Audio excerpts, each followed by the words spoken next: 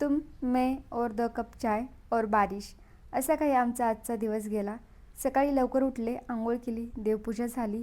एकदम प्रसन्न वाटत होतं. वातावरण खूप छान झालेलं. पाऊस येत होता आणि नुकताच पाऊस उघडला होता, त्याच्यामुळे वातावरण एकदम छान झालेलं. माझे झाडे खूप छान झाले. तर खाली पारिजातकाचं झाड दिसतं, तिथनं मी रोज फुलं आणत असते.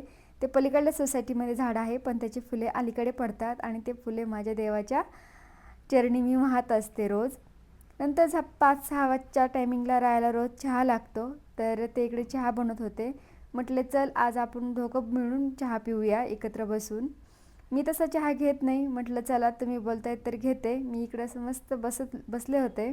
राणा तोपर्यंत चहा वगैरे बनवला आणि त्याच्यासोबत खारीही आणली.